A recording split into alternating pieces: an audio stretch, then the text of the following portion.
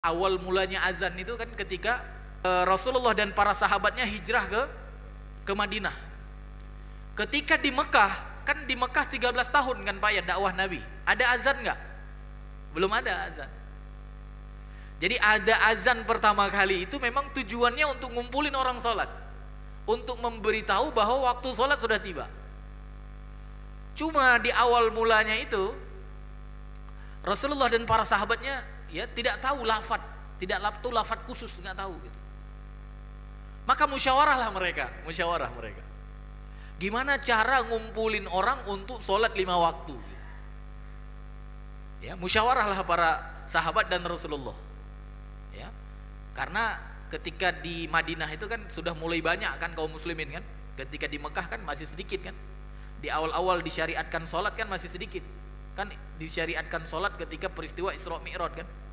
Di Mekah masih sedikit. Kalau sedikit kan kita tinggal kabarin saja kan, ayo sholat gitu, ayo sholat. Tapi begitu masyarakat di Madinah sudah tersebar gitu, ada yang di sini, ada yang di sana, ada yang di mana-mana gitu. Otomatis kan butuh satu alat untuk menyatukan mereka. Maka musyawarahlah mereka, Pak. Musyawarah. Ketika musyawarah itu adalah usulan, Pak. Nah, itu yang saya katakan tadi prosesnya. Ada usulan, ya udah ya Rasulullah kita pukul saja lonceng. Ya. Lonceng itu apa bahasa Arabnya? Nakus kalau tidak salah, ya. Jadi kita pukul lonceng. Apa kata Rasulullah? Innahu min amrin nasara, kata Rasulullah. Itu dari perkaranya orang Nasrani, ya. Rasulullah enggak tertarik. Habis itu ada sahabat lain, ya, ada yang mengatakan apa? Kita tiup trompet, buk. Kita tiup trompet. Lam yu'ajibuhu. Rasulullah juga enggak tertarik gitu. Kenapa? Karena kata Rasulullah innahu min amril yahud, kata Rasulullah. Itu dari perkara Yahudi. Di hadis itu juga ada yang mengusulkan apa? Kibarkan bendera. Kalau sudah ditebarkan bendera berarti apa? Berarti sudah waktunya sholat. Ada yang mengusulkan dinyalakan api. Kalau sudah dinyalakan api berarti sudah waktunya sholat. Karena kan kenapa diusulkan itu kira-kira Pak? Kenapa diusulkan itu? Karena kan sahabat melihat kebiasaan orang-orang di sekitar mereka kan itu kan. Kan biasa manusia itu terpengaruh dengan apa yang ada di sekitar kan. Karena mereka melihat orang Nasoro ketika mau ngumpulin orang pukulin lonceng, berarti bolehlah kita pakai gitu. Nah, ketika mereka melihat orang Yahudi ketika ngumpulin orang niup trompet, kita usulkan juga itu. Sama seperti sekarang Pak, umat Islam banyak juga ya mengadopsi apa yang ada di sekitar mereka gitu. Kan umat yang itu kayaknya bagus nih, kita adopsi. Umat itu bagus. Kan sekarang masih ada juga begitu kan? Jadi itu manusiawi, Pak. Manusiawi ketika seseorang apa? Ketika seseorang mengusulkan apa yang dia lihat gitu dan apa yang dia dengar gitu. Tapi itu tidak disetujui oleh Rasulullah. Sampai kemudian apa? Rapat ketika itu enggak ada hasilnya, Pak. Rapat ketika itu nggak ada hasilnya. Jadi nggak apa-apa Pak, kalau rapat nggak ada hasilnya ditunda aja, nggak usah apa Pak, nggak usah maksain ada hasilnya gitu, ditunda. Siapa tahu nanti malam dapat apa? Kalau di kisah ini apa Pak? Di kisah ini mimpilah. Kemudian siapa tadi? Ini. Ya, Rasulullah bersabda kepada Abdullah bin Zaid bin Abdul Rabah, mimpi Abdullah bin Zaid di malam hari. Dia salah satu anggota rapat itu, anggota yang musyawarah bagaimana memanggil orang sholat.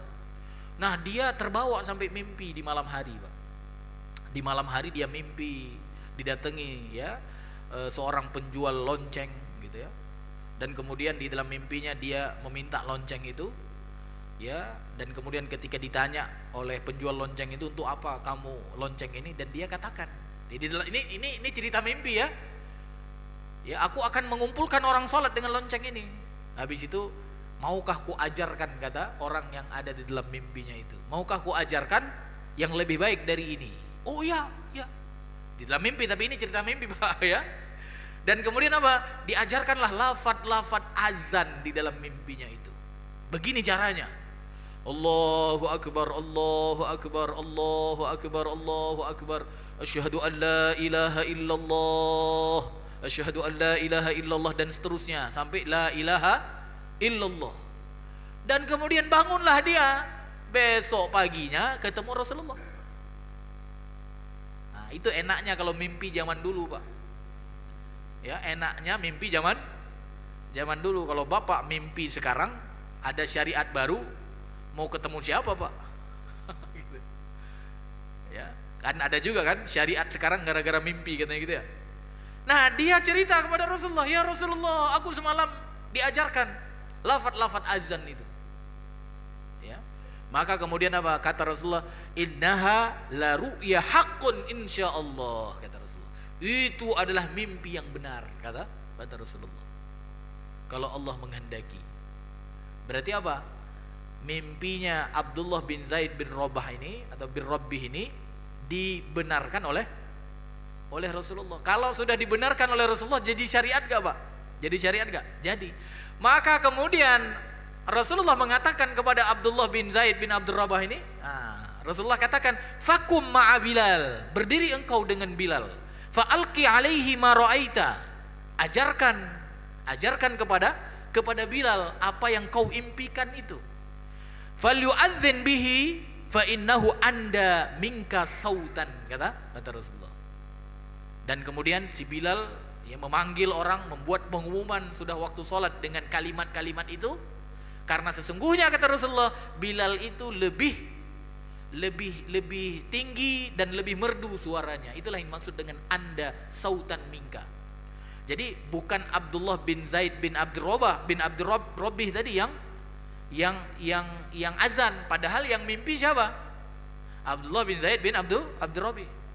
Harusnya dia yang azan, tapi Rasulullah sallallahu alaihi wasallam tidak menyuruh dia. Tapi yang disuruh apa? Bilal. Kamu ajarkan tuh kepada Bilal, katanya. Kamu ajarkan kepada Bilal. Karena apa? Karena sesungguhnya si Bilal lebih tinggi dan lebih merdu suaranya daripada kamu. Nah, inilah kenapa kita harus memilih muadzin yang memiliki suara yang bagus dan lebih tinggi gitu. Nah, itu kenapanya, Pak. Padahal secara logika yang berhak azan kan si sahabat Abdullah bin Zaid tadi kan. Karena orang aku yang mimpi, masa kamu yang azan? Nah, gitu kan logikanya kan. Tapi Rasulullah SAW menyuruh siapa? Menyuruh Abdullah bin Zaid tadi mengajarkan kepada Bilal. Dan Bilal lah yang kemudian meninggikan suaranya. Dan yang terdengar ke masyarakat berarti suara siapa, Pak? Suara Bilal gitu. Ya, jadi Bapak Ibu yang dirahmati Allah, pergilah kamu menemui Bilal, kata Rasulullah, lalu ajarkan kepadanya apa yang engkau lihat di dalam mimpi. Suruhlah ia mengumandangkan azan dengannya, sesungguhnya ia, artinya Bilal, lebih keras suaranya daripada kamu. Nah, ini hadis ya yang diriwayatkan oleh Imam Ahmad, Abu Dawud, ya, Ad-Darimi, Ibnu Majah, Ad-Darqutni, Al-Baihaqi, ya, Ibnu Jarud dari Abdullah bin Zaid, dan hadis ini disahihkan oleh Imam Al-Bukhari. Jadi ini hadis sahih, Pak. Cerita ini adalah cerita yang benar.